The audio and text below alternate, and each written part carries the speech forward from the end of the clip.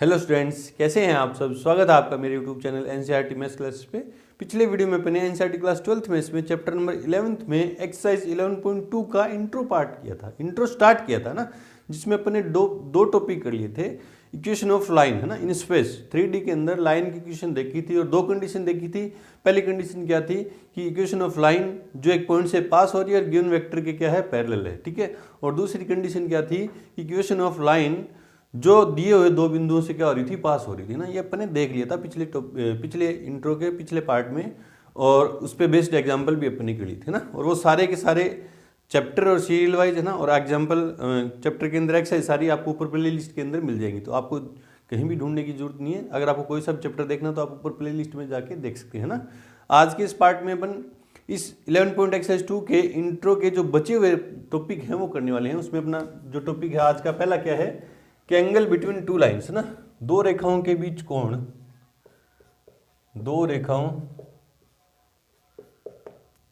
के बीच कोण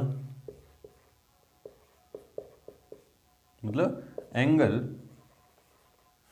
between two lines है ना।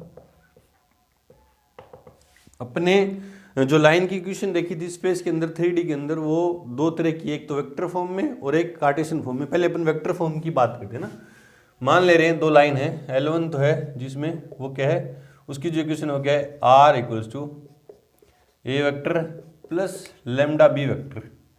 एंड L2 जो लाइन है वो क्या है, उसकी जो इक्वेशन है वो क्या है, R वेक्टर इक्वल्स टू ये A1 और लेमडा B1 है ना। तो R1 ये R2 है ना। R2 इक्वल्स क्या है, A2 vector plus lambda B2 vector ना। तो देखो क्या है, मान लो स्पेस के अंदर 3D के अंदर है ना, 3D के अंदर ये तो L1 लाइन है, वो तो कुछ यूं जा रही है ना, और ये L2 लाइन है, वो कुछ यूं जा रही है ना। और इनके बीच में जो एक्यूट एंगल है वो थीटा है। दो एंगल बनते हैं दोनों के बीच, एक एक्यूट एंगल और एक ऑब्टूस एंगल, एक न्यून कोण और एक अधिक कोण। अपन न्यून कोण की बात करेंगे, एक्यूट एंगल की बात करें ना। जो L1 जो लाइन है वो तो है इस पैरेलल B1 वेक्टर के पैरेलल, क्योंकि देखो आप ना, अपन ने पढ़ा था इतना तो अपन जान चुके हैं कि इक्वेशन ऑफ लाइन से क्या है कि ये किस फॉर्म में है। ये इक्वेशन ऑफ लाइन है जो ए वेक्टर से तो पास हो रही है, एक गिवन पॉइंट से तो पास हो रही है, गिवन वेक्टर के पैरेलल है। मतलब L1 जो लाइन है वो B1 वेक्टर के पैरेलल है, और L2 जो लाइन है वो क्या है, B2 वेक्टर के पैरेलल है, ठीक है। ये दोनों लाइनें इन दोनों वेक्टर के क्या है, पैरेलल। तो मैं इन दोनों वेक्टर के बीच का एंगल निकाल दूं तो वही क्या होगा, इन दोनों लाइन के बीच का एंगल होगा। नहीं, कॉन्सेप्ट ऑफ फ्री वेक्टर पढ़ा था अपन ने ना, कॉन्सेप्ट ऑफ फ्री वेक्टर पढ़ा था। इसको मैं पैरेलली डिस्प्लेस करके यहाँ ले जाऊँ B2 वेक्टर को ना, ये B2 वेक्टर हो जाएगा। तो इनके बीच का एंगल मैं मान ले रहा हूँ थीटा, एक्यूट एंगल में मान लिया क्या है, थीटा है। ये B2 वेक्टर ना, इसको यहाँ से उठा के यहाँ है ना पैरेलली डिस्प्लेस कर दिया। कॉन्सेप्ट ऑफ फ्री वेक्टर अपन ने पढ़ा था वेक्टर अलजेब्रा के अंदर। मैंने आपको बताया था 3D के अंदर वेक्टर अलजेब्रा का भरपूर यूज होने वाला है, ठीक है। तो मैं इन दोनों के बीच का एंगल निकाल दूं। अब इन दोनों के बीच का एंगल निकालने के अपने पास दो फॉर्मूले थे है ना। एक तो था क्या था कोस थीटा इक्वल्स क्या था, B1 vector dot B2 vector upon में B1 वेक्टर का मैग्नीट्यूड इंटू B2 वेक्टर का मैग्नीट्यूड। दो वेक्टर के बीच का एंगल फाइंड करने का अपने पास ये फॉर्मूला था। और एक दूसरा भी था कि साइन थीटा इक्वल्स क्या था, B1 vector cross B2 vector का मैग्नीट्यूड अपॉन में B1 वेक्टर का मैग्नीट्यूड इंटू B2 वेक्टर का मैग्नीट्यूड है ना। ये दोनों फॉर्मूले से अपन इन दोनों लाइन के बीच का एंगल निकाल सकते हैं। कैसे निकालेंगे, जो ये दोनों लाइनें जो हैं L1 और L2, L1 तो थी B1 वेक्टर की पैरेलल और L2 जो थी B2 वेक्टर की पैरेलल थी। उन दोनों वेक्टर के बीच का एंगल निकालूंगा, वही क्या होगा, क्योंकि दो पैरेलल लाइन के बीच का एंगल निकालूंगा, चाहे वेक्टर का निकालूं तो वही निकलेगा ना। तो अपन चर्चा इसकी करेंगे कोस थीटा वाले की, इसकी नहीं करेंगे ना, इसकी नहीं करेंगे।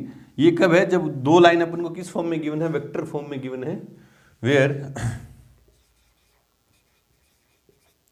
वेयर क्या है, A1 वेक्टर क्या है, या B1 की बात चली ना, A1 B1 और B2 हो रहा है ना। B1 वेक्टर क्या है, A1 I cap plus B1 J cap plus C1 K cap, और B2 वेक्टर क्या है, A2 आई cap plus B2 j cap plus C2 k cap है ना, इन दोनों के बीच की कंपोनेंट फॉर्म में अपन को वेक्टर मिलेंगे। तो इस तरह से इन दो लाइन के बीच का एंगल अपन निकाल देंगे वेक्टर फॉर्म में, अगर इक्वेशन अपन को गिवन है लाइंस की तो, ठीक है, इस फॉर्मूले से। और इसका क्योंकि अपन को एक्यूट एंगल चाहिए तो इनका क्या लेंगे, मॉडुलस ले लेंगे ना, प्लस इस मॉडुलस लगा दूंगा तो मेरे पास कौन सा एंगल आएगा, एक्यूट एंगल आएगा। और अब अगर मेरे को ऑब्ट्यूस एंगल चाहिए तो पाई माइनस कर दूंगा, क्या कर दूंगा, ये वाला एंगल क्या है, पाई माइनस थीटा ही तो है, ये क्या है, पाई माइनस थीटा ना, वो ऑब्ट्यूस एंगल निकल जाएगा। तो cos theta equals to modulus of B1 vector dot B2 vector upon B1 का मैग्नीट्यूड इंटू B2 का मैग्नीट्यूड है ना, इस तरह से दो लाइन के बीच का एंगल निकल जाएगा ना। अब क्या करते हैं, कुछ कंडीशन है, दो रेखाओं के समांतर होने की, पैरेलल होने की कंडीशन, और दो रेखाओं के परपेंडिकुलर होने की कंडीशन, ठीक है। फर्स्ट कंडीशन क्या है, इफ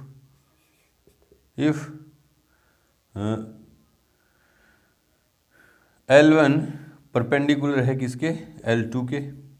तो देखो कि यहाँ क्या होगा, इस फॉर्मूले में वैल्यू पुट कर रहा हूँ, तो कोस मतलब क्या है, थीटा कितना हो जाएगा, 90 डिग्री। परपेंडिकुलर होने का मतलब क्या, दोनों कितने डिग्री पे एक दूसरे को कट करेंगे, 90 डिग्री पे।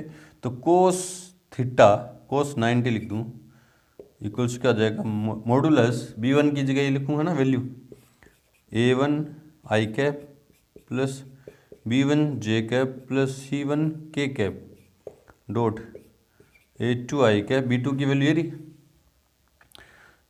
आई cap plus B2 j cap plus C2 k cap upon में मैग्नीट्यूड ऑफ B1 कितना आएगा, root A1 square plus B1 square plus C1 square into A2 square plus B2 square plus C2 square है ना।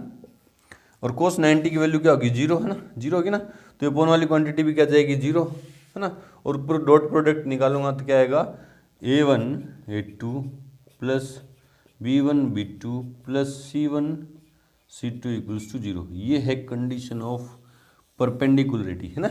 दो रेखाओं के perpendicular होने के लिए क्या कंडीशन है कि A1 A2 plus B1 B2 plus C1 C2 ना। आपको सीधा इस फॉर्मूले को याद रखना है कि दो रेखाएं अगर परपेंडिकुलर हैं तो क्या होगी, ये कंडीशन है ना। ये आया कहाँ से, वो यहाँ से है, इसी फॉर्मूले से ये निकल के आया, ठीक है। आपको सीधा याद रखना, अप्लाई करना है। दो रेखाओं को परपेंडिकुलर शो करना पड़े तो उनके जो पैरेलल वेक्टर हैं है ना, पैरेलल वेक्टर उनके DR लेके और ये कंडीशन फुलफिल होगी तो परपेंडिकुलर है L1 और L2। अगर नहीं फुलफिल हुई, अगर जीरो के इक्वल नहीं है तो परपेंडिकुलर नहीं है, ठीक है। इस तरह से करेंगे जहाँ where A1, B1, C1 and A2, B2, C2 are DRs of B1 vector and B2 vector correspondingly ना, corresponding, ठीक है। B1 वेक्टर के जो DR हैं वो तो A1 B1 C1 है, और B2 वेक्टर के जो DR है वो क्या है, A2 B2 C2, मतलब DR से है ना, भी ना। तो इसको यहाँ से हटा रहा हूँ, चलो एक बार रुक जाओ। अब देखो दूसरी कंडीशन क्या है, इफ L1 पैरेलल है किसके, L2 के। अगर L1 पैरेलल है किसके, L2 के, तो क्या होगा, मतलब इसका क्या है कि थीटा इक्वल्स क्या हो जाए, 0 डिग्री। देन इसकी कंडीशन अपन डेराइव नहीं करेंगे, आपको सीधी याद रखनी कि A1 upon A2 equals to क्या होगा, B1 अपॉन B2 इक्वल्स क्या होगा, C1 अपॉन C2। मतलब जो लाइन के पैरेलल वेक्टर हैं, मतलब दो लाइन अगर पैरेलल हैं तो दोनों वेक्टर B1 और B2 भी क्या होंगे, पैरेलल होंगे। पैरेलल होंगे कि नहीं होंगे। अगर दो वेक्टर पैरेलल हैं तो उनके जो DR हैं वो क्या होंगे, दो वेक्टर के पैरेलल होने की कंडीशन क्या है, B1 वेक्टर इक्वल्स क्या हो जाएगा, lambda time B2 vector. Parallel होने की कंडीशन यही तो है ना, ये तो है। मतलब इनके जो DR हैं, स्केलर कंपोनेंट है वेक्टर की फॉर्म में अगर बात करें, V1 और V2 के जो स्केलर कंपोनेंट है वो क्या होंगे, समानुपाती होंगे ना, प्रोपोर्शनल होंगे, ठीक है। ये तो थी किसमें, जब किस फॉर्म में दे रखी है हमें, लाइंस किस फॉर्म में दे रखी है, वेक्टर फॉर्म में। अगर ये लाइन किस फॉर्म में दे रखी होती है, हमें कार्टेशियन फॉर्म में दे रखी होती तो क्या होता, देखते हैं। तो होता क्या, कुछ नहीं होता। देखो क्या होता फिर, इफ़ L1 हमें गिवन थी, मान लो यूँ x minus x1 upon A1 equals to y minus y1 upon B1 equals to z minus z1 upon C1 and L2 अगर हमें इस फॉर्म में गिवन है x minus x2 upon A2 y minus y2 upon B2 और z minus z2 upon C2, है ना।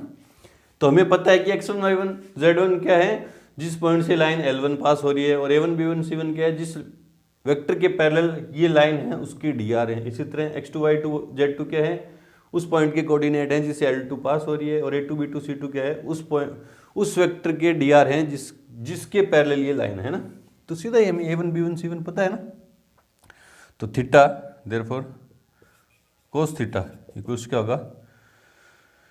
क्या होगा magnitude A1 A2 plus B1 B2 modulus plus C1 C2 upon under root A1 square plus B1 square plus C1 square into A2 square plus B2 square plus C2 square.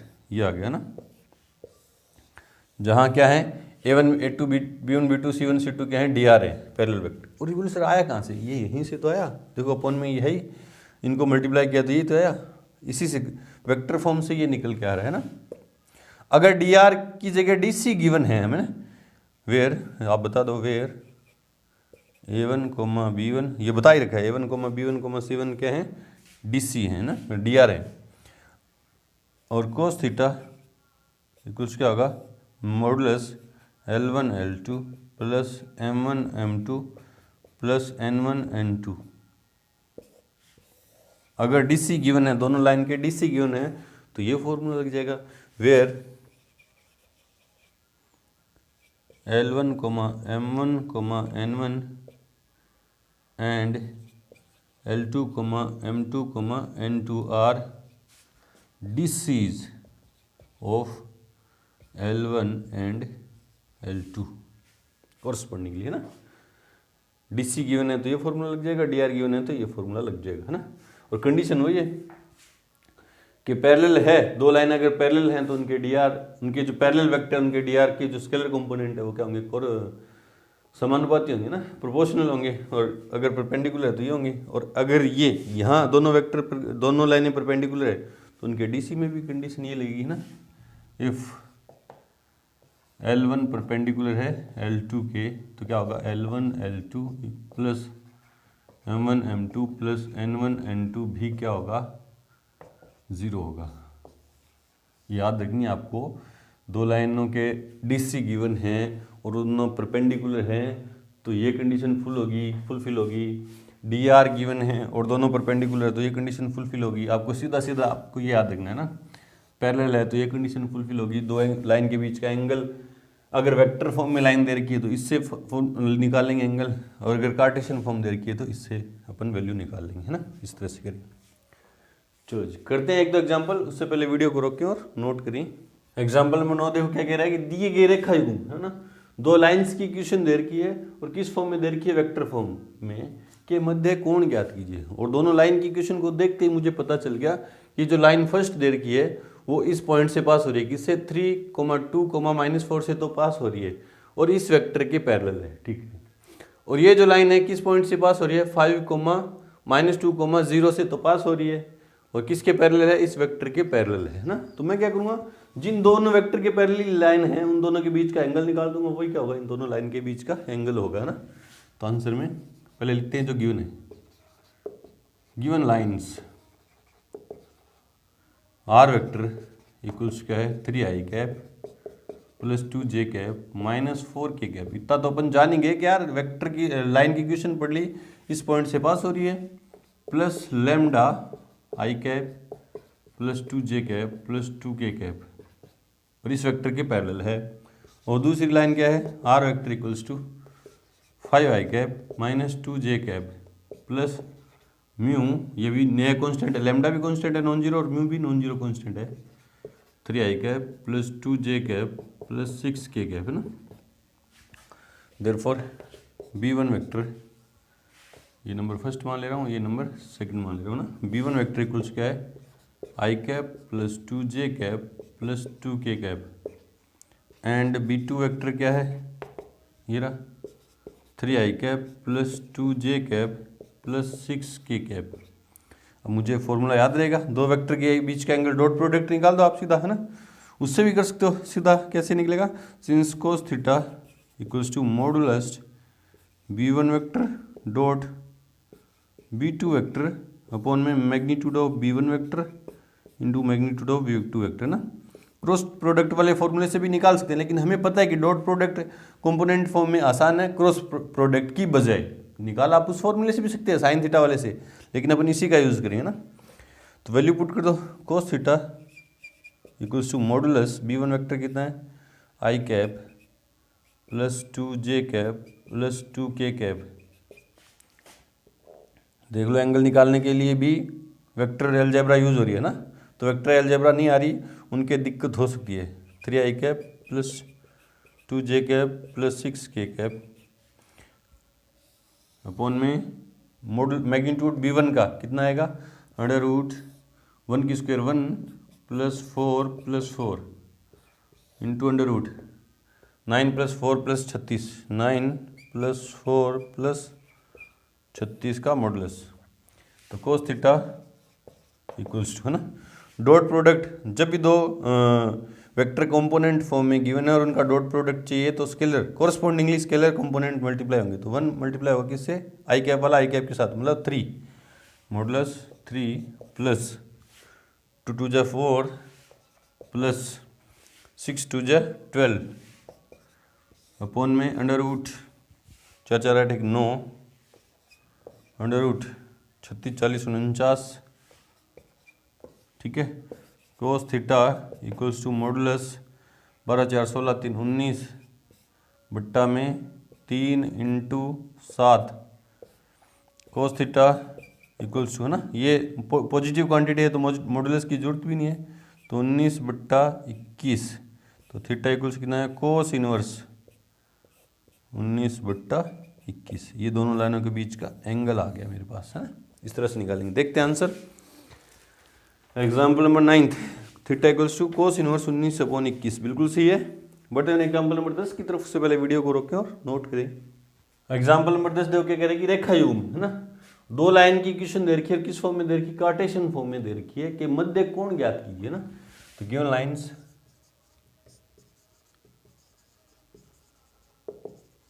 क्या है, पहली line क्या है, x plus 3 upon 3 equals to y minus 1 upon 5 equals to z plus 3 upon 4, ये equation first. और दूसरी क्या है, x plus 1 upon 1 equals to y minus 4 upon 1 equals to z minus 5 upon 2, ये इक्वेशन नंबर सेकंड लाइन की equation है, ठीक है। अब कार्टेशियन फॉर्म से भी को देख के भी हमें पता चल गया कि इस लाइन की जो पैरेलल वेक्टर है उसके डी.आर क्या है, लाइन फर्स्ट के जो पैरेलल वेक्टर उसके डी.आर क्या है, 3, 5, 4, और लाइन सेकंड के जो पैरेलल वेक्टर है उसके डी.आर क्या है, 1, 1, 2, ठीक है। और लाइन फर्स्ट किस पॉइंट से पास हो रही है, क्योंकि माइनस चाहिए ना तो इसको माइनस का लेना पड़ेगा ना, तो -3 -1 -3 1, क्योंकि ये माइनस, देखो कंपेयर करेंगे ना अपन इससे, x minus x1 upon a, y minus y1 upon b और z minus z1 upon c, है ना। तो a b c तो क्या हो गए, 3 5 4, ठीक है। x1 क्या होगा, यहाँ पे माइनस है तो यहाँ पे भी मेरे को जनरल फॉर्म में माइनस है ना, तो यहाँ पे भी माइनस चाहिए। अब यहाँ पे माइनस लाने के लिए मैं क्या करूँगा, x माइनस ले आया, क्योंकि ये प्लस का है तो मैं यहाँ एक और माइनस लगा दूंगा अपॉन 3। देखो ना, ये माइनस माइनस क्या हो जाएगा, प्लस ये बन जाएगा। तो x1 की वैल्यू कितनी है, -3, y1 की वैल्यू कितनी है, 1 ही है, क्योंकि ये माइनस तो ये रहा, है ना। और z1 की वैल्यू कितनी, यहाँ माइनस चाहिए तो माइनस के 3 होंगे ना। इस तरह से देखेंगे ना, यूँ कंपेयर करके देख लेंगे कि लाइन फर्स्ट जो है जिस उसके जो पैरेलल वेक्टर उसके डी.आर तो क्या है, 3 5 4, और वो किस पॉइंट से पास हो रही है, -3, -1, -3 से। और लाइन 2 जो है जिसके पैरेलल वेक्टर है उसके डी.आर क्या है, 1 1 2, और किस पॉइंट से पास हो रही है वो, -1 4 और 5 से, है ना। Therefore DR of L1 line 1 क्या है, A1 equals to 3, B1 equals to 5 C1 equals to 4 and DR of L2, ये L1 मान ले रहा हूँ और ये क्या मान ले रहा हूँ L2, है ना। क्या है, A2 equals to 1, B2 equals to 1 और C2 इक्वल्स टू 2। अब फॉर्मूला अप्लाई कर दो, है ना। कार्टेशियन फॉर्म में गिवन है, फॉर्मूला आपके याद रहेगा, नहीं याद है तो वेक्टर फॉर्म में चेंज कर लो, इस लाइन को चेंज करना आपको आता है ना, और अगर याद है तो सीधा अप्लाई कर दो। सिंस कोस थीटा इक्वल्स क्या होता है, modulus A1 A2 plus B1 B2 plus C1 C2 upon under root A1 square plus B1 square plus C1 square into B2 square A2 square A2 square plus B2 square plus C2 square. Value put कर दो, modulus A1 A2 3 गुणा 1 तो 3 plus B1 B2 5 गुणा 1 तो 5 plus C1 C2 4 दूनी 8, A1 square मतलब 3 की square 9 plus 5 की square 25 plus 16 into A2 square 1 plus B2 square 1 का स्क्वायर 1 प्लस 4। तो cos theta equals to modulus कितना हुआ, 8 5 13 3 16 अपॉन में 25 9 16 9 25 25 50 अंडर रूट 50 अंडर रूट 4 तो 6, ठीक है। तो cos theta equals to modulus 16 बट्टा में 5 अंडर रूट 2, 50 को लिख दूँ 5 अंडर रूट 2 इंटू में 6, ठीक है। तो कोस थीटा इक्वल्स क्या आ गया, मॉडुलस 16 बट्टे 5 और ये अंडर रूट जाके क्या हो जाए, अंदर जाके क्या हो जाएगी 12, और 12 को क्या लिखते हैं 2 अंडर रूट 3 है ना, तो 5 इंटू 2 इंटू 3 और 2 की टेबल में ये कैंसिल। तो कोस थीटा इक्वल्स टू, अरे तो सिंपल 9th क्लास की कैलकुलेशन है, अपॉन 5 रूट 3 और theta equals to cos inverse 8 upon modulus क्यों हटा दिया, क्योंकि पॉजिटिव क्वांटिटी थे, है ना, 5 रूट 3। ये आ गया हमारा फाइनल आंसर। एक्यूट एंगल आया ना दो लाइन के बीच का। चेक करते हैं आंसर। कोस इनवर्स 8 रूट 3, उसने क्या कर दिया, रेशनलाइजेशन कर दिया इस एंगल को ना। कैसे किया देखो आगे, theta equals to cos inverse 8 बट्टे 5 root 3 into root 3 upon root 3, है ना। तो थीटा इक्वल्स क्या है, कोस इनवर्स 8 रूट 3 बट्टा में ये 3 हो जाएंगे, 5 दिए 15, इस फॉर्म में गिवन है उसने। ये भी सही था, और नॉर्मली अपनी आदत हैबिट रहती है, अपन हैबिचुअल है 9th क्लास से कि अपन में इरेशनल नंबर नहीं छोड़ते, तो रेशनलाइज कर दिया इस फॉर्म में। चलो जी बढ़ते हैं अगले टॉपिक की तरफ। उससे पहले वीडियो को रोकें और नोट करें। अब है अगला टॉपिक हमारा जो क्या है, shortest distance between two lines, है ना। दो रेखाओं के बीच की न्यूनतम दूरी, है ना। अभी अपन दो रेखाएं अपन ने अभी तक जैसे की हैं 2D प्लेन की अगर बात करें, 2D प्लेन की बात करूँ, जैसे XY प्लेन की बात करूँ, दो अगर रेखाएं मैं खींचूँ तो या तो दोनों रेखाएं क्या होंगी, इंटरसेक्टिंग होंगी, प्रतिच्छेदी होंगी, 10th क्लास में पढ़ा था अपन ने। या दोनों रेखाएं क्या होंगी, पैरेलल होंगी, ठीक है, समांतर होंगी। या दोनों रेखाएं कैसी होंगी, ओवरलैपिंग होंगी, है ना, एक के ऊपर दूसरी, मतलब संपाती होंगी, है ना, इंटरसेक्टिंग। एक प्लेन की बात कर रहा हूँ मैं, XY, जैसे ये बोर्ड पे एक प्लेन है, ये प्लेन स्पेस की 3D स्पेस की बात नहीं कर रहा मैं, ये 2D प्लेन की बात कर रहा हूँ। 2D प्लेन में अगर मैं दो लाइन ड्रॉ करूँ तो तीन ही कंडीशन हो सकती हैं, या तो दोनों इंटरसेक्टिंग होंगी, प्रतिच्छेदी होंगी, या दोनों समांतर होंगी, या दोनों क्या होंगी, ओवरलैपिंग होंगी ना। जब दोनों रेखाएं प्रतिच्छेद करी हैं तो उनके बीच की जो शॉर्टेस्ट डिस्टेंस है वो कितनी होगी, 0 होगी कि नहीं होगी, क्योंकि इनके बीच की न्यूनतम दूरी, क्योंकि ये दूसरे को टच करिए तो न्यूनतम दूरी 0 होगी। अगर मान लो ये पॉइंट P है और ये पॉइंट Q है ना, और ये दोनों लाइन पे एक दूसरे, इन दोनों को मिलाएं तो ये दोनों लाइन के परपेंडिकुलर है ना। ये जो लाइन है PQ जो लाइन है L1 के भी परपेंडिकुलर है और L2 के भी, ये L1 मान ले रहा हूँ और L2 मान ले रहा हूँ ना, तो परपेंडिकुलर है। इस कंडीशन में शॉर्टेस्ट डिस्टेंस क्या होगी, PQ होगी, ठीक है। अगर दो लाइन पैरेलल है तो भी इस कंडीशन में शॉर्टेस्ट डिस्टेंस कितनी होगी, न्यूनतम दूरी कितनी होगी, 0 होगी। ये तो 2D प्लेन की बात है ना। एक तल में मैं दो रेखाएं खींचूं तो या तो दोनों कैसी होंगी, इंटरसेक्टिंग या समांतर या संपाती होंगी तो उनकी शॉर्टेस्ट डिस्टेंस सिर्फ पैरेलल लाइन की कंडीशन में ही अपन निकाल सकते हैं, बाकी तो जीरो है। अब बात करते हैं अपन 3D स्पेस की बात करें ना, 3D स्पेस की बात करें तो 3D स्पेस में भी अगर अपन दो लाइन खींचें तो दोनों पैरेलल हो सकती हैं, ठीक है, दोनों इंटरसेक्टिंग हो सकती हैं, ठीक है, और दोनों ओवरलैपिंग हो सकती है, ठीक है। ये तीनों लाइन तो 3D स्पेस में भी खींच सकता हूँ। देखो देखो, जैसे मैंने आपकी तरफ ये दो लाइन पैरेलल खींच दी, दो लाइन इंटरसेक्टिंग खींच दी ना, खींच सकते हैं ना, क्योंकि 3D स्पेस में भी अब दो लाइनों को यूं देखेंगे तो एक प्लेन के अंदर आ रही है ना, इंटरसेक्टिंग लाइन क्या आ जाएंगी, एक प्लेन के अंदर आ जाएंगी, काट सकती हैं, और संपाती भी हो सकती हैं एक दूसरे की, है ना। या कैसी हो सकती है 3D में, एक कंडीशन और बनती है, न तो 3D में दो लाइन खींचूं तो न तो वो पैरेलल होंगी, न वो इंटरसेक्टिंग होगी, न वो क्या होंगी, ओवरलैपिंग होंगी। मतलब कैसी होंगी लाइन, जैसे ये दो लाइन है ना, एक लाइन यूं जा रही है, एक लाइन यूं जा रही है, दूर दूर से जा रही है ना, टच नहीं कर रही, यूं दूर से जा रही है। तो देखो न तो ये दोनों लाइनें पैरेलल हैं, डायरेक्शन अलग अलग है, न दोनों एक दूसरे को इंटरसेक्ट करी हैं, देखो टच नहीं कर रही, और न क्या है ओवरलैपिंग है, एक ऊपर दूसरी नहीं है ना। तो ये तीसरी कंडीशन बनी, वो दिखाऊं कैसे 3D में। देखो मान लो ये चौथी कंडीशन है 3D के अंदर दो लाइन खींचने की, देखो कैसे, इसको यहां से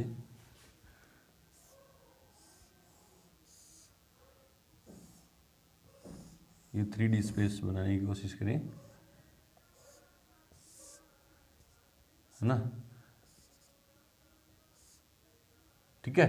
तो दो लाइन देखो, एक तो जैसे ऊपर का फेस है, इस क्यूब के ऊपर का फेस है ना, एक तो लाइन ऊपर के फेस में यूं निकल जाएगी, ऊपर के फेस को मिलाती हूँ, जैसे ये रूम की बात करें ना, उस कॉर्नर को और उस कॉर्नर को मिलाती हूँ, एक लाइन तो यूं जाएगी, और एक उस कॉर्नर को और उस कॉर्नर को मिलाती हूँ, एक यूं तिरछी जाएगी, देखो यूं, है ना, इस यूं जाएगी।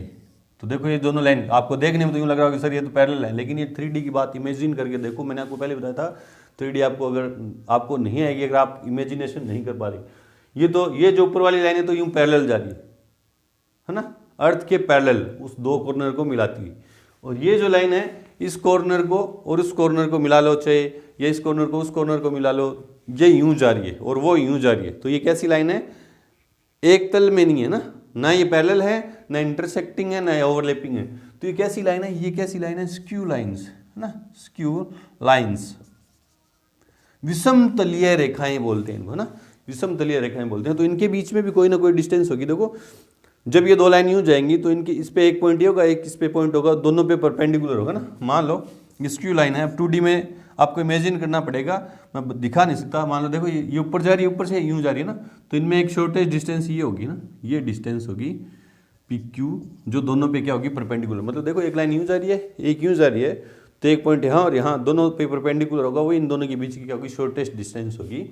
तो दो कंडीशन बनेंगी 3D में, एक तो स्क्यू लाइन के बीच की शॉर्टेस्ट डिस्टेंस और एक पैरेलल लाइन के बीच की शॉर्टेस्ट डिस्टेंस, क्योंकि इंटरसेक्टिंग और ओवरलैपिंग में तो शॉर्टेस्ट डिस्टेंस कितनी होती है, 0 होती है ना। तो पहले बात करते हैं shortest distance between skew lines, है ना। तो देखो, है ना, क्या है, ये हटा रहा हूं यहां से, पैशन बनाए रखें, थोड़ा इमेजिनेशन का खेल है। पहले आपको सीधा फॉर्मूला बता रहा हूं क्या है, वो आपको याद वही रखना है ना। तो देखो क्या है, दो, नंबर फर्स्ट है दो विषमतलीय रेखाओं के बीच की दूरी, है ना, मतलब शॉर्टेस्ट की न्यूनतम दूरी, है ना, कैसी दूरी, न्यूनतम दूरी, शॉर्टेस्ट डिस्टेंस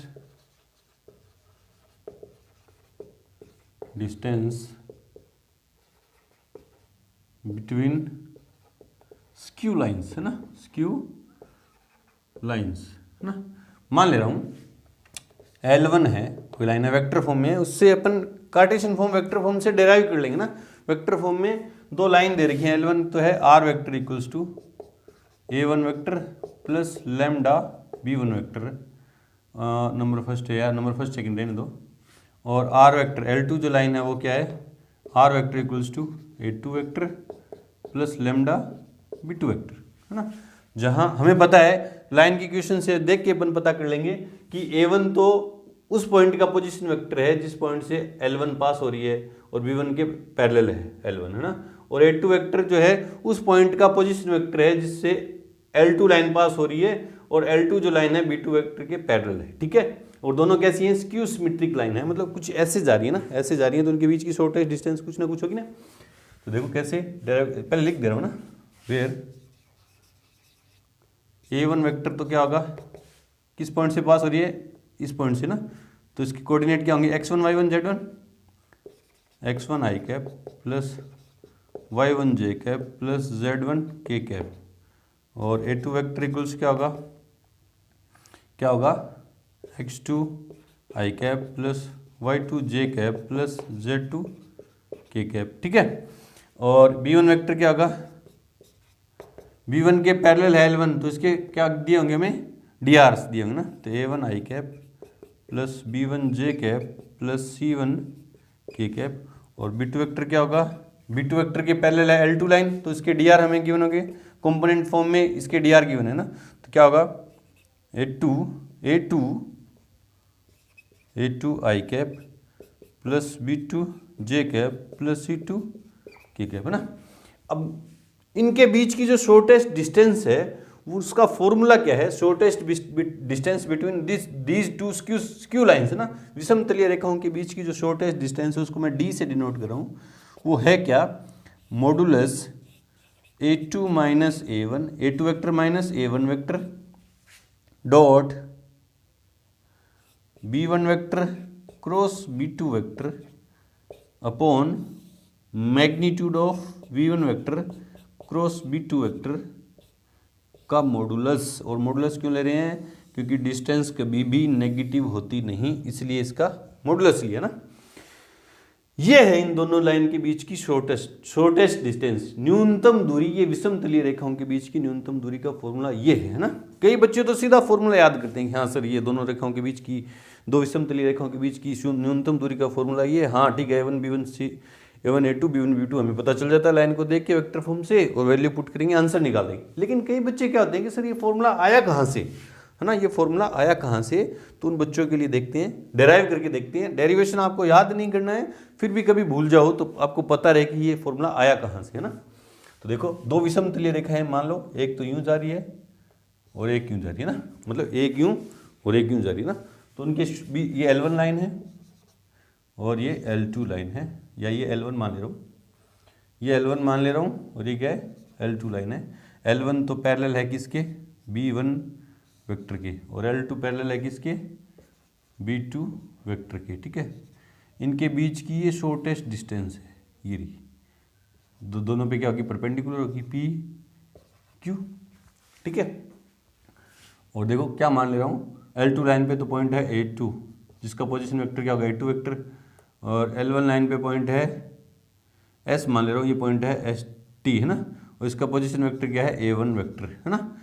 ये पॉइंट है L1 लाइन पर पॉइंट है S जिसका पोजीशन वेक्टर A1 वेक्टर, और L2 लाइन पर पॉइंट है T उसका पोजीशन वेक्टर क्या है, A2 वेक्टर, और ये इन दोनों को मिला दिया ना, मिला दिया, ठीक है, मिला दिया, है ना।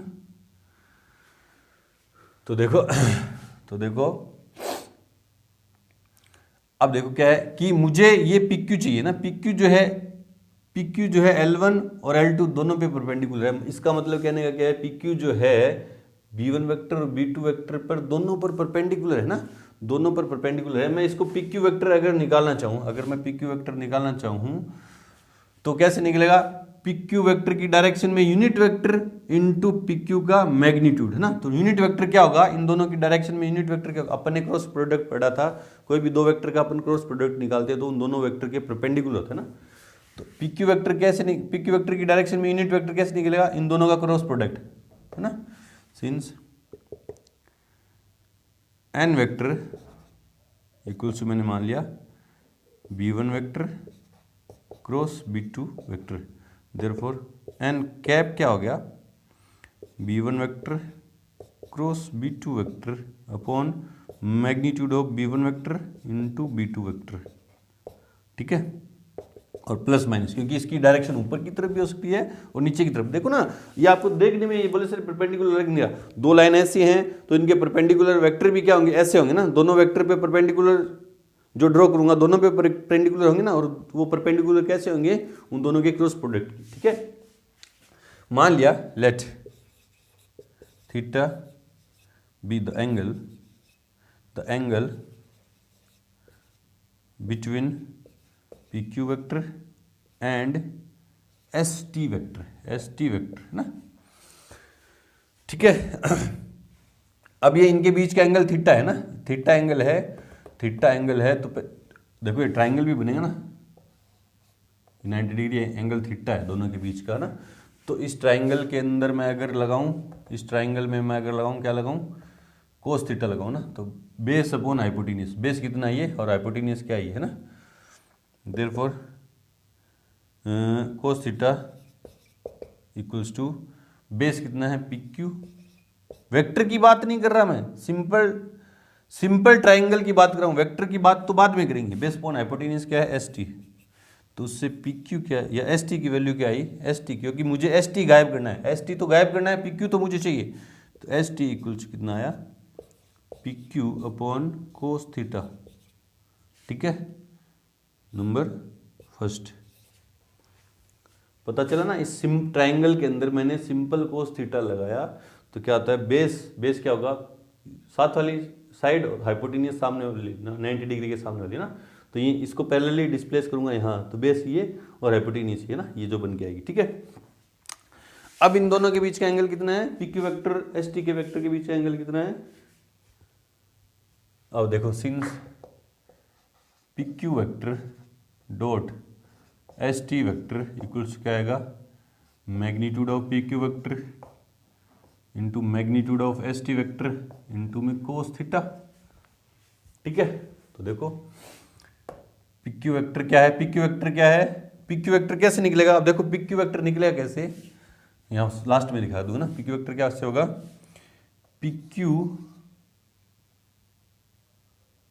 Into n cap, p q है ना, पी क्यू की डायरेक्शन में यूनिट वेक्टर जो तेरा, प्लस माइनस भी लगा दो इसके, प्लस माइनस है ना, और अपॉन में इनटू में उसका मैग्नीट्यूड पी क्यू। ठीक है, एस टी वेक्टर कैसे निकलेगा, a2 minus a1, a2 vector minus a1, initial point s, terminal point t। ठीक है, इक्वल्स टू पी क्यू का मैग्नीट्यूड क्या होगा, पी क्यू, और एस टी का मैग्नीट्यूड कितना होगा, एस टी, डॉट में क्या है, कोस थीटा।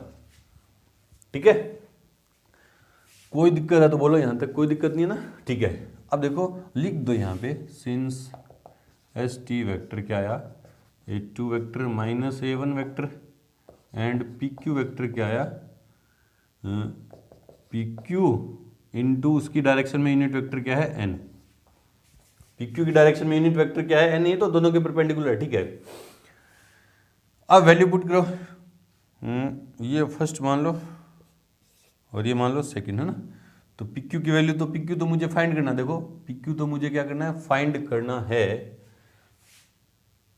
या एक पी क्यू से ये पी क्यू क्या आ गया, कैंसिल आउट हो गया, ये पी क्यू इधर मल्टीप्लाई में इधर आएगा तो डिवाइड में, ये दोनों क्या है, स्केलर क्वांटिटी है ना, अपॉन में आएगी। ठीक है, तो प्लस माइनस एन कैप की वैल्यू कितनी है, ये रही B1 vector cross बी2 vector upon में magnitude of B1 vector cross बी2 vector dot,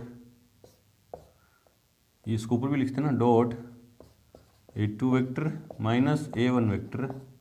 ठीक है, ये कहाँ से लिख दिया अपने, फर्स्ट से, और एस टी भी गायब करना है, एस टी नहीं चाहिए मुझे, एस टी की जगह कहाँ से रखेंगे, P Q upon cos theta, upon में कोस थीटा इंटू में क्या है, कोस थीटा, कहाँ से लिखा अपने ये, by first and second, cos theta से कोस थीटा कैंसिल आउट है ना, क्योंकि डिस्टेंस जो होती है क्या होती है, पॉजिटिव होती है ना, तो दोनों तरफ मैं क्या ले लूँगा, मैग्नीट्यूड ले लूँगा, पी क्यू इक्वल्स क्या होगा, मॉडुलस ले लूँगा ना, प्लस माइनस, प्लस मॉडुलस ले लूँगा तो प्लस करेगा ना, और डॉट प्रोडक्ट क्या होता है, कम्यूटेटिव होता है, इसको मैं आगे ले जाऊँगा ना, तो क्या देगा, a2 vector minus a1 vector dot b1 vector cross b2 vector upon में magnitude of b1 vector into cross b2 vector का मॉडुलस, है ना।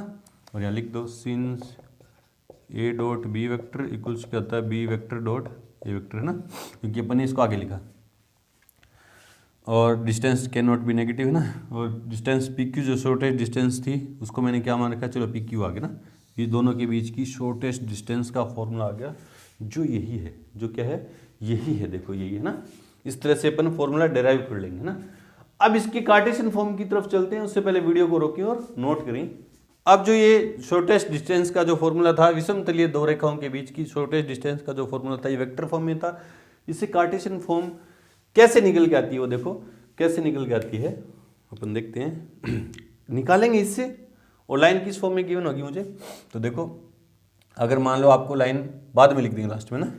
देखो मुझे a2 माइनस a1 चाहिए, a2 vector minus a1 vector चाहिए ना, a2 माइनस a1 चाहिए तो कैसे लिखा, since a2 vector minus a1 vector चाहिए, तो a2 के स्केलर कंपोनेंट्स में से कोरस्पॉन्डिंग a1 के स्केलर कंपोनेंट माइनस कर दूंगा, तो x2 minus x1 I cap plus y2 minus y1 J cap plus z2 minus z1 K cap. ठीक है, हो गया ये। तो b1 क्रॉस b2 चाहिए and b1 vector cross b2 vector, दो वेक्टर कंपोनेंट फॉर्म में है, उसका स्केलर प्रोडक्ट कैसे निकालते हैं, यूजिंग डिटरमिनेंट। तो i j के b1 के स्केलर कंपोनेंट क्या हैं, a1 b1 c1, a1 b1 c1 और a2 b2 c2। ठीक है, तो क्या आ गया, b1 vector cross b2 vector क्या आया, I cap, first row first column को दबाया तो b1 c2 minus b2 c1 minus जे cap, first row second column को दबाया तो a1 c2 minus a2 c1। ठीक है, c1 a1 c2 है ना, प्लस के कैप, है ना, first b2 minus a2 b1। ठीक है, ये आ गया क्रॉस प्रोडक्ट इनका ना। अब देखो ए वेक्टर डॉट नहीं a2 माइनस ए वेक्टर डॉट बी क्रॉस सी, है ना। आपने चैप्टर 10 की जो सप्लीमेंट्री एक्सरसाइज थी उसमें आपने स्केलर ट्रिपल प्रोडक्ट देखा था, है ना। उनका स्केलर ट्रिपल प्रोडक्ट कैसे निकलेगा, सीधा लिख रहा हूँ मैं, आप लिखेंगे कैसे ना, डिटरमिनेंट में कैसे लिखेंगे वो सीधा जाके देख लें वहाँ पे ना। तो क्या जाएगा, देखो d equals to a2 minus a1 vector dot b1 cross b2। तो जो पहले वाला वेक्टर है उसके स्केलर कंपोनेंट डिटरमिनेंट में, इसके स्केलर कंपोनेंट क्या है, a2 माइनस a1 के ये रे, x2 minus x1 y2 minus y1 z2 minus z1। फिर इसमें क्रॉस प्रोडक्ट में पहला वेक्टर जो उसके scalar component a1 b1 c1 a2 b2 c2 का डिटरमिनेंट अपॉन में magnitude of b1 into b2। b1 into b2 का मैग्नीट्यूड क्या आएगा, यहाँ से स्केलर कंपोनेंट के स्क्वायर का सम b1 c2 minus b2 c1 की square plus c1 a2 minus c2 a1 की स्क्वायर का सम plus a1 b2 minus a2 b1 की स्क्वायर। ठीक है, ये है अगर किस फॉर्म में गिवन है हमें लाइन, कार्टेशियन फॉर्म, मतलब इस फॉर्म में गिवन है। L1 तो यूँ है, L1 x minus x1 upon a1 y minus y1 upon b1 z minus z1 upon c1 and L2 किस फॉर्म में गिवन है, x minus x2 upon a2 y minus y2 upon b2 और z minus z2 upon c2 इस form में given है। तो ये formula सीधा लगा देंगे ना, याद हो जाएगा, एक दो बार आप देखोगे तो याद हो जाएगा, इसी से ये निकल गया है ना।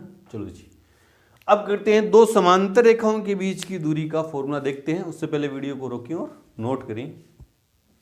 अब अगला हमारा जो टॉपिक है क्या, shortest distance between two parallel lines, है ना। दो समांतर रेखाओं के बीच की न्यूनतम दूरी, और समांतर रेखा किस में दे रखी है, स्पेस में देखी है ना। तो मान ले रहा हूं, लेट L1 जो पैरेलल, एक पहली जो लाइन है वो क्या है, R वेक्टर इक्वल्स क्या है, A1 vector plus lambda B vector, और L2 जो है R वेक्टर इक्वल्स क्या है, A2 वेक्टर प्लस लैम्डा या म्यू मान लो इसको ना, म्यू बी वेक्टर ना। बोले सर ये b1 b2 क्यों नहीं लगाए, क्योंकि दोनों लाइन L1 और L2 क्या है, पैरेलल हैं, पैरेलल दोनों लाइन है, तो किसी एक वेक्टर की पैरेलल होंगी, वो कौन सा वेक्टर है, बी वेक्टर है ना। तो इनके बीच जहां a1 वेक्टर की और b1 वेक्टर की, तो वैल्यू लिखो।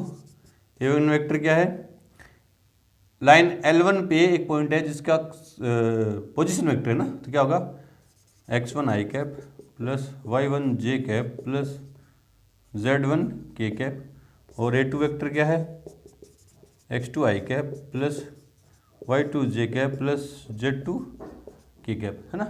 और b वेक्टर क्या है, क्या होगा a i cap plus b j cap plus c k cap, है ना। पैरेलल लाइन है ना, ठीक है। तो इनके बीच की जो शॉर्टेस्ट डिस्टेंस है, जिसको मैं s से लिख रहा हूँ ना, क्या है, modulus b vector dot a2 vector minus a1 vector upon में मैग्नीट्यूड ऑफ b वेक्टर, है ना। ये है इनके बीच की शॉर्टेस्ट डिस्टेंस। और चूंकि डॉट प्रोडक्ट कम्यूटेटिव होता है, तो इसको आप आगे भी लिख सकते हो, पीछे भी लिख सकते हो ना। पीछे वाले फॉर्मूले की तरह कुछ सिमिलर बनाने के लिए ना, सिमिलरिटी देखने के लिए इसको आगे लिख दो, इसको पीछे लिख दो ना। डॉट प्रोडक्ट क्या होता है, कम्यूटेटिव होता है, उस फॉर्म में भी याद रख सकते ना।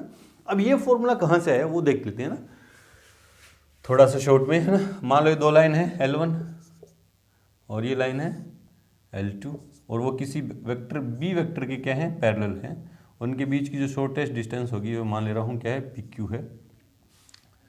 ये L2 मान रहा हूँ ना, क्या L1 ना। और PQ पे जो पॉइंट है उसका जो पोजीशन, PQ पॉइंट मान ले रहा हूँ S, और इस पे पॉइंट मान ले रहा हूँ T।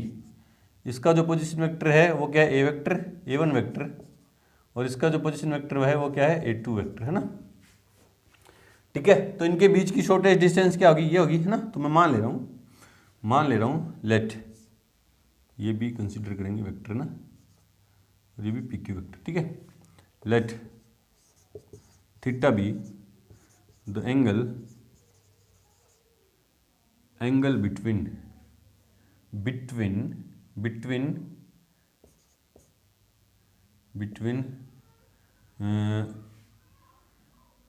ST vector and b vector, क्योंकि दोनों किसके पैरेलल है, इसके पैरेलल ना। तो किसके पैरेलल, बी वेक्टर के पैरेलल है दोनों, ये बी वेक्टर यहाँ है, ये दोनों लाइन किसके पैरेलल है, बी वेक्टर के पैरेलल है। तो ये ST वेक्टर और बी वेक्टर के बीच का क्या है, एंगल है ना।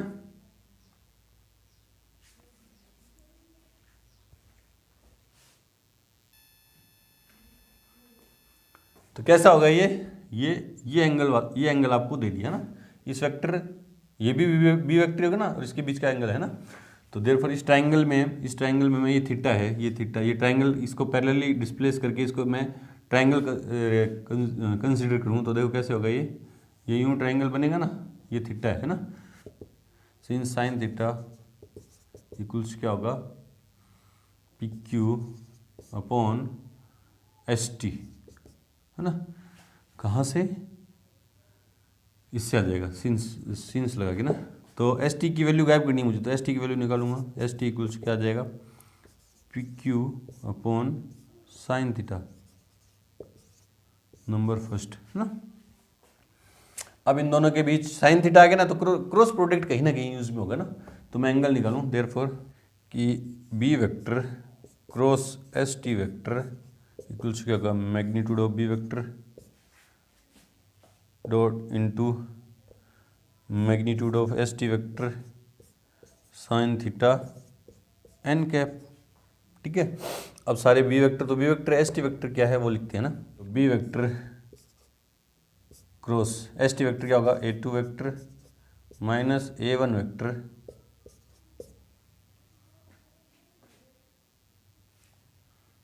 Equals to magnitude of B vector,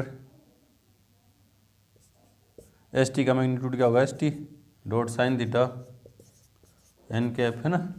तो b vector cross A2 minus A1 vector is equals to magnitude of B vector, ST की वैल्यू क्या आई, PQ upon sine theta into में साइन थीटा n कैप, है ना। ये sine theta से sine theta n cap गायब, है ना। और मुझे पी क्यू चाहिए, तो देखो क्या आ जाएगा, पी क्यू डॉट इंटू में एन कैप, क्योंकि डॉट प्रोडक्ट तो दो वेक्टर के बीच का है, ये स्केलर है, ये वेक्टर है ना, तो सीधा मल्टीप्लाई होंगे, इक्वल्स क्या आया, B vector cross A two vector minus A one vector, यहाँ आपने बताया नहीं, बता दो, सिंस एस टी वेक्टर, देखो initial point S, terminal point T है ना, क्या आ जाएगा, A two vector minus A one vector, magnitude of B vector है ना।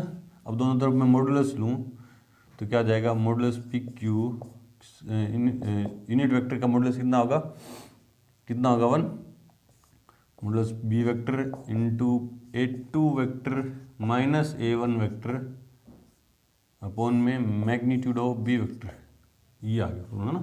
और यहाँ शायद मैंने ये गलत लिख दिया था, डॉट नहीं आएगा, यहाँ पे क्या आएगा, क्रॉस आएगा, क्या आएगा, क्रॉस आएगा।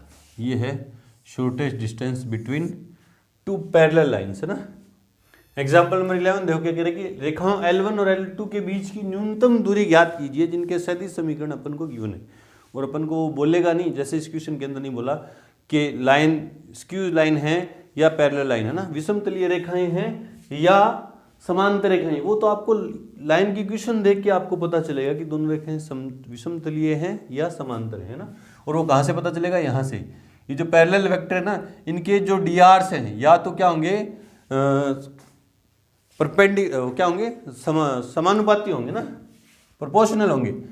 ये जो पैरेलल वेक्टर है इनके जो डीआर हैं या तो क्या होंगे, प्रोपोर्शनल होंगे या क्या होंगे, इक्वल होंगे। ये वेक्टर इक्वल होगा, देखो यहाँ प्रोपोर्शनल नहीं, 2/3 तो अलग है, 1/-1/5 आएगा वो अलग है ना, तो प्रोपोर्शनल नहीं है। तो ये कैसी रेखाएं, अगर प्रोपोर्शनल है तो रेखाएं कैसी होंगी, समांतर होंगी, और प्रोपोर्शनल नहीं है तो रेखाएं कैसी होंगी, विषमतलीय रेखाएं होंगी, स्क्यू लाइन्स होंगी ना। तो मुझे पता चल गया ये लाइन कैसी है, स्क्यू लाइन्स है ना आंसर में। Given lines are vector equals to क्या है, आई cap plus j cap plus lambda two i minus i cap minus J cap plus k cap, number first. And are vector equals क्या है, 2 i cap plus j cap minus k cap plus mu 3 i cap minus 5 j cap plus 2 k cap. और मुझे पता चल गया कि कैसी line है, स्क्यू लाइन है। सिंस L1 इनको L1 L2 कंसिडर कर ले रहा हूँ ना, and L2 are skew lines, where, आप बता दो वेयर क्या है, A1 वेक्टर क्या है आई cap plus j cap, B1 vector क्या है 2 i cap minus J cap plus k cap, और A2 वेक्टर क्या है 2 i cap plus j cap minus k cap, और B2 वेक्टर क्या है इक्वल्स क्या है, B2 वेक्टर क्या है 3 i cap minus 5 j cap plus 2 k cap. ठीक है, अब इनके बीच की जो शॉर्टेस्ट डिस्टेंस है वो उसका फॉर्मूला क्या है, एस, जिसको लिखते कैसे हैं अपन, magnitude A2 vector minus A1 vector dot B1 vector cross B2 vector upon magnitude of B1 vector cross B2 vector.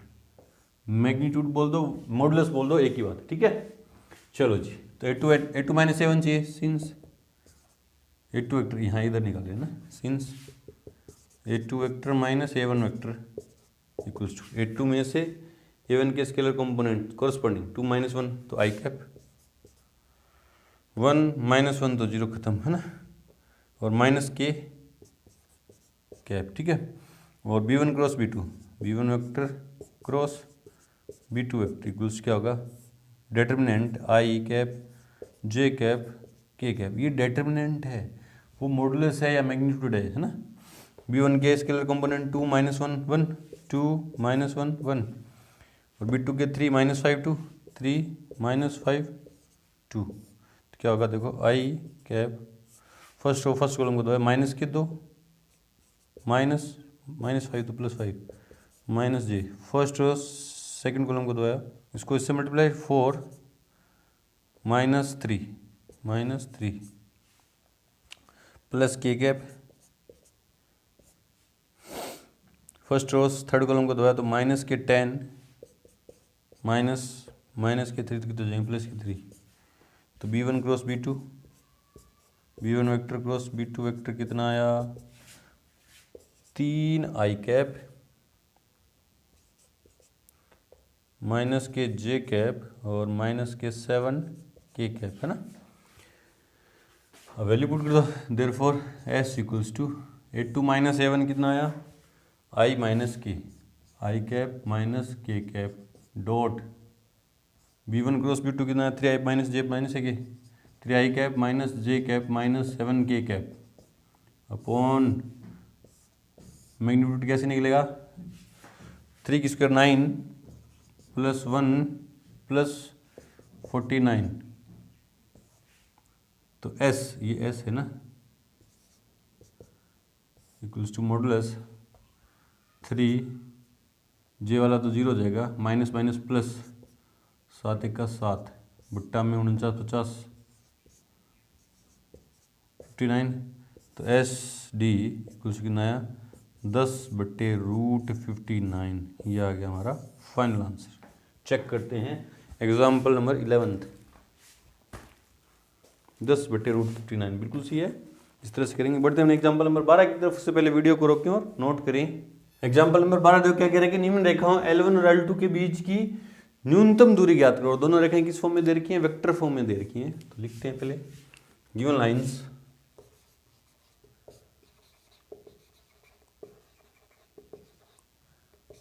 L1 क्या दे रखी है R vector equals to I cap plus 2J cap minus 4K cap plus lambda 2I cap plus 3J cap plus 6K cap number first. और L2 क्या given है हमें, R vector equals to 3I cap plus 3J cap minus 5K cap plus mu 2I cap plus 3J cap plus 6K cap, है ना। ये number second line दे रखी है ना। और आपने देखा कि ये जो दोनों लाइनें हैं जिस वेक्टर के पैरेलल हैं वो दोनों वेक्टर क्या हैं, एक ही वेक्टर है ना। उसके जो DRs हैं वो क्या हैं, इक्वल हैं। इक्वल हो या प्रोपोर्शनल हो, है ना, तो वेक्टर क्या होंगे, पैरेलल। मतलब दो लाइन कैसी होंगी, पैरेलल लाइन, है ना। तो लिख दिया since B vector B1 vector equals क्या है B2 वेक्टर या B1 वेक्टर पैरेलल है B2 वेक्टर, देयरफॉर L1 व L2 L1 and L2 are parallel lines, ना, वेयर A1 वेक्टर कितना है, क्या है I cap plus 2J cap minus 4K cap. A2 vector कितना है 3I cap plus 3J cap minus 5K cap. और B vector कितना है 2I कैप, ये B वेक्टर, ये A1 वेक्टर, ये A2 वेक्टर है, और वो B वेक्टर है 2I cap plus 3J cap plus 6K cap. और हमें शॉर्टेस्ट डिस्टेंस का फॉर्मूला पता है, सिंस S जो है वो क्या है magnitude B vector cross A2 minus A1 vector upon magnitude of B vector, है ना। तो मुझे पहले A2 माइनस A1 चाहिए, therefore A2 vector minus A1 vector equals कितना आएगा 3 माइनस 1 तो 2I कैप, 3 माइनस 1 3 माइनस 2 तो plus J cap minus 5 plus 4 तो minus K cap and B1 vector cross A2 vector minus A1 vector, है ना। तो क्या होगा क्रॉस प्रोडक्ट डिटरमिनेंट से I cap J cap K cap. First कौन है B1 वेक्टर के स्केलर कंपोनेंट 2 3 6 और A2 माइनस A1 के क्या है 2 1 माइनस 1, तो क्या आएगा I cap minus 3 minus 6 minus J cap first row second column को दो तो माइनस 2 माइनस के 12 प्लस K कैप 2 माइनस 6